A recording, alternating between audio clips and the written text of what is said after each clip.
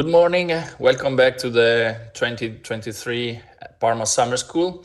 I introduce the next speaker, who is Domagoj Verbus, who is a team leader in communication and partnership department of the EFSA, and leading a team that provides social science perspective to different areas in this EFSA's work. So today, Domagoj will present risk communication towards an audience-oriented approach, the EU Choose Safe Food campaign. Please, Domagoj, the floor is yours. Please confirm that you can hear me. Yes, good. Yeah. Okay, so good morning. I have the pleasure to start this second session of the morning, which is going to be more a bit about applying some of the concepts you learned about in the morning and how we apply them to risk communication. So my name is Domagoj Verbus, and I work at the communication unit at EFSA. I'm a team leader in strategic communication that deals with communicating, choosing topics for communication based on insights from social research and providing content on those topics. So let's start with, I first wanted to give you a bit of a, why are we allowed to do this and use social research to do risk communication? Well, we have a luxury in Europe that we have actually a food law and a legislation that actually says that risk perceptions are to be taken into account when designing risk communication. And this is something that is quite unique in the world of regulatory science, to actually have this written in law and to actually have this as one of the commitments of the policymaker to make sure that everything we communicate is evidence-based. We also have a strategy at EFSA that Georgia and Joanna mentioned, and this strategy also gives us a clear direction where we want to go in terms of risk communication. And it talks about having an audience-first approach to everything we do and having a coordinated communication strategy with our member states, with our counterparts in envy agencies and with the European Commission. So all of this also gave us the Commission gave us a mandate in 2021 to look at everything out there in literature and risk communication. So we also have this, we provided this document back in 2021, which gives a really comprehensive literature review on risk communication practices and everything that's out there, really focusing on science behind risk communication. And finally, we've also published an editorial back in 2021, which talks about EFSA's 20 years of experience in communicating risks and how we want to go about this in the next 5-6 years for the strategy. So basically, our strategy is an audience-first approach. And what does that mean? Well, an audience-first approach at EFSA means three things, basically, when you talk about communication. First is understanding who our audiences are and what are their characteristics. We had a morning session about this. I'll go quickly over this, but this is basically understanding, doing social research and understanding the audiences. Then it's about involving audiences in product testing and improvement of product. And finally, tailoring the communication products and tools to the information needs of the audiences. So let's talk a bit about the audience research. So you've heard this morning that we do audience research on different tracks at EFSA. Basically, we have three tracks. The first one is the society track, where we do surveys like the ones that were shown this morning that cover basically all of the population or specific consumers, and they are to inform the communication planning and the choice of topics. Then we have sort of what we call ecosystem track, where we do some research targeted with our stakeholders. So we might do a survey with the consumer organization, we might do some research with the food and feed industry, we might do some research with the farmers. We have done interviews which included NGOs, farmers, and industry. It really depends on the type of research, but we also have something where we examine a bit the views and of someone who is maybe a bit more closer to the EFSA ecosystem than the average consumer. And then recently, if you visited our website, and if you haven't recently, please do so, there is a personal track, which looks a bit about what people want to see and how that we can personalize the experience across EFSA digital tools for the people using them. So for example, if you go to our website on a regular basis, you will notice that as of this week, there is a survey on our website that talks a bit about, that wants to know you a bit more, why you are there, what are the pages that you frequently visit, what are the areas that interest you. So this is also part somehow of the social research that we implemented at EFSA, where we wanted to understand, really to have an audience first approach also for the users of our digital platforms. So the society track is the one that I'm interested in today, because I'm going to talk about how insights from consumers can inform the choice of communication topics and the design of communication campaigns. So if you've heard this morning, Professor Verbeke said that there is not one consumer, because we need to take into consideration different aspects and different characteristics to do segmentation. So we developed this model back in 2021 where we said, based on literature and based on best practices, we don't think that in food safety you can just disaggregate audiences based on socio-demographic characteristics. But you first have to check 4 aspects related to food safety before you touch upon socio-demographic. And these 4 are food safety knowledge, so how aware people are of certain risks or topics, and are there some common myths, some things that people think are true and they are not. What are the risk perceptions, of course? So how do people perceive specific risks? And if these risks are perceived as low or high in different countries, are there differences across countries and populations? What are the preferred information sources? You've heard from Joanna this morning that there's a preference, there's a passive preference to receiving food safety information on TV. So this is where people get most informed. Maybe there is an active preference for some other channels. So people like to go on internet, Google, and use social media, but the most information that people receive and that they act upon is received from TV.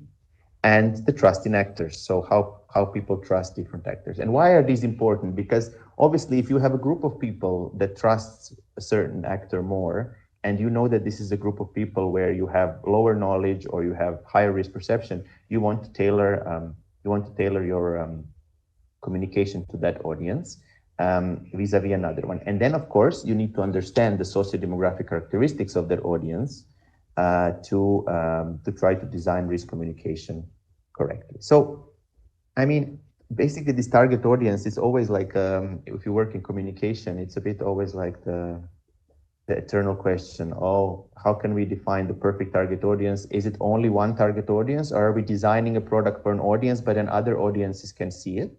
Well, this is a bit how we think about our product, in the sense that when we design EFSA communication products, we might have a specific audience in mind. So we might be designing something for what we call an entry-level audience, so someone who doesn't have that much food safety knowledge, but we want to give them information on EFSA's work. Or we might be designing something for a more technical audience, which, if you want, is on the other side of the spectrum, which understands a bit the topics more.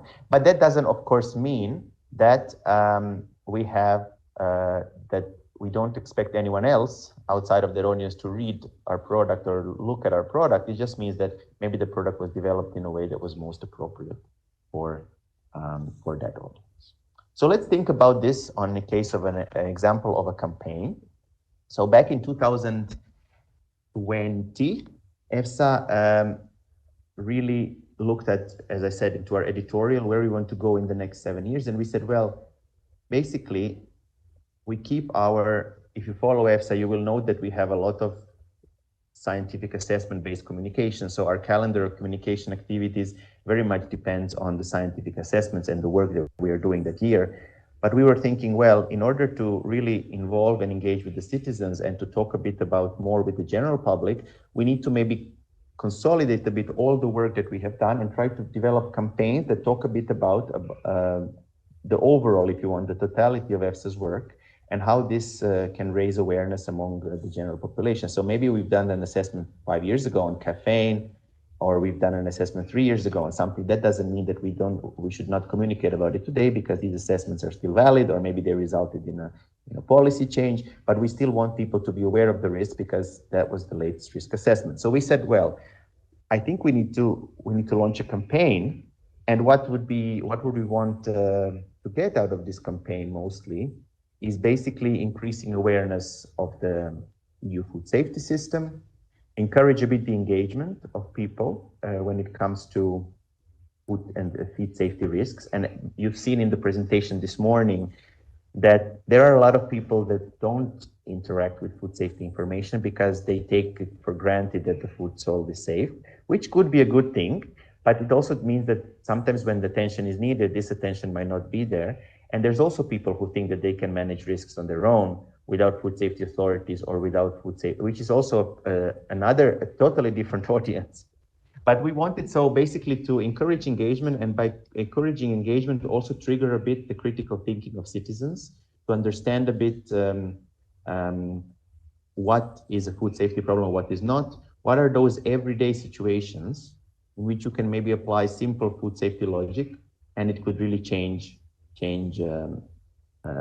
the way you sort of understand and perceive food safety. So we've done the analysis based on the segmentation model that I've showed before. So we looked at knowledge, perception, information sources, and trust in different actors in order to set these three objectives, or achieve them: increase awareness, encourage engagement, and trigger critical thinking. And we came up with the primary target audience group that we described using the socio-demographic characteristics, but they were selected based on the criteria that I just mentioned. So basically, the primary audience for the EUChooseSafeFood would be people between 25 and 45, more women than men, and future young parents. So people between 25 and 45 are people who have a bit less knowledge and awareness about the food safety system, but they are also people who have more interest in the food safety system. So we heard before that age can be a predictor for some of these things.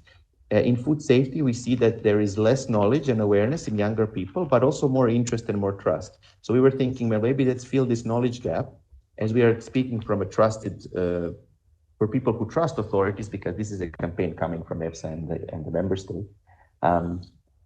Then we were saying, let's target this group. Then 65% women, 35% men. Here I always have a question why it's like this. Well, we had a bit of a balance between choosing.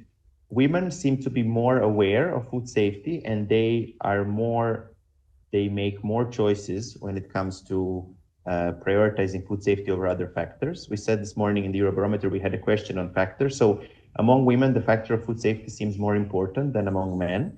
However, on the other side of the spectrum, men tend to be a bit more proactively involved and engaged in science information. So when you look at information coming from scientists, men seem to be slightly more interested overall, or slightly more indicating the trust in scientists and proactive search of information as a combination. So we said, let's maybe focus a bit more on women, but including also some men when we designed the product, and then the future young parents, because this is an interesting group, because in this group people tend to have a specific period in time in which their interest for food safety is elevated, and then after that time the interest maybe is less so. So we were thinking maybe sort of leverage on this moment in people's lives when they are more attentive to food safety to promote some of the information that we would like to see. So what did we do? We basically sat down with we had this increased focus on campaigns really means that we want to tailor the content to the information needs of our target audiences. As I showed to you, this is one of the aspects of the audience first approach. So we basically sat down with focus groups in all of the target countries for the EUChooseSafeFood campaign, and we've tested different messages and different ways of explaining some of these concepts. So we held focus groups, I think, in 2021 in 10 countries, and then in 2022 in another 5 countries, and we basically reshaped. So everything that we change or design in terms of communication is sort of co-designed with the target audience. And that's how, for example, the overall balance between, you will see this in the campaign, and I will show you in the next slide, this overall game of something is an everyday food, and there's an aspect of it that's linked to your personal taste. For example, here a seafood starter, that's appetizing. So we are playing to the factor of taste that people contribute to. But checking for contaminants in seafood, that's science. So you always have a scientific element that supports the sort of, I wouldn't call it hedonic because it could also be other, but the sort of more non-scientific, non-food safety related aspect of food. So this is the interplay that we designed jointly with the focus groups. And this is how our campaign has been running. So it's been running for 3 years. And you see also the progression of the audiovisual style. So, and not just the logo, but also the overall. So here in 2021, you see this is an example from the Italian version of the campaign material. So thank the bees for diversity, thank the science for food safety. So this is a bit of This was the way we pitched the content back in 2021. Then in 2022, we have 10 countries joining, and with some countries continuing, some countries adding up. So basically here it's like try something new that's adventurous, since we are in the insect phase of 2 days in this summer school. So here for eating insects, we are playing to the value of adventurousness of consumers. And then we say, but checking that the insects are safe, that's still the role of science.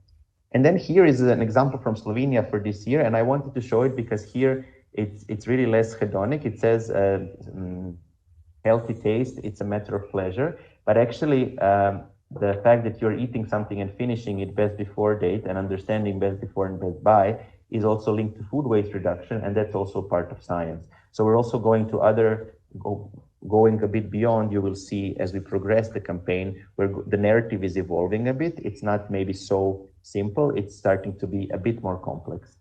So you're asking me, is this working? Well, I think it's working. So remember, the primary campaign objective was to raise awareness of EFSA and the National Food Safety Authority. So we see quite good trend in awareness raising. If we compare the same target population in the countries that had the campaign for 2 years in 21 and 22, you will see that the percentage of people that heard of EFSA and understand its role has gone up. And also the percentage of those that have heard and understand the role of national authorities has gone up. There has been also, we have some people who maybe now hear about the authority, but they do not yet understand the role, and they're probably going to be pushed to the third year of the campaign with additional marketing. But in general, the trend is that the awareness is going up overall, and the understanding of the role of both EFSA and national authorities is also going up progressively. And does that mean that we are done? No. Now, that's the whole problem about social research, and the world is changing, and the audiences are changing, and the narrative is changing, and the context in which we operate is changing. Because when we started the campaign, it was the year of COVID. Then we have people, we saw in the Eurobarometer with the food crisis, people are going more into cost being more important than other factors. So we have to target a bit, and we have to understand how the audience is evolving. So this year we did a refresher, if you want, of the target audiences. So we've reprofiled the persona, the woman, young mother, and parents that has been in the focus of the campaign for the past 3 years. And here, really, we've since we are going into new countries, we really wanted to make sure that the materials that we are producing for the new countries are still relevant and not based on a persona we built back in 2020. So we have refreshed the persona of that persona, whereas for the countries that are continuing, we are slightly moving maybe towards some material that is maybe more tailored to young parents, young fathers and men, because we have seen a higher uptake of the female population and interest in the campaign. So we want to also be sure that we dispel this myth of gender roles in food safety. So we want to be sure that men are also getting the material that is maybe more appealing to them, but that we profile, for example, this young Croatian man, Ante. I'm proud because I'm Croatian, so I like to see a persona from Croatia as well. So we will see in the continuing countries. If you follow our campaign, you will see in the countries that are continuing, maybe a bit more, maybe going a bit, the design changing a bit next year, and in the new countries, a revamp of the design, also targeting the. So just to say that, as I said before, and as Wim said, there is no one consumer. So it's important to understand the differences. It's important to have materials that appeal to all the audiences, because food safety is everyone's business, and we want the campaign to really talk about that as well. So with that, I close. I think I'm just on time. So thank you for your attention.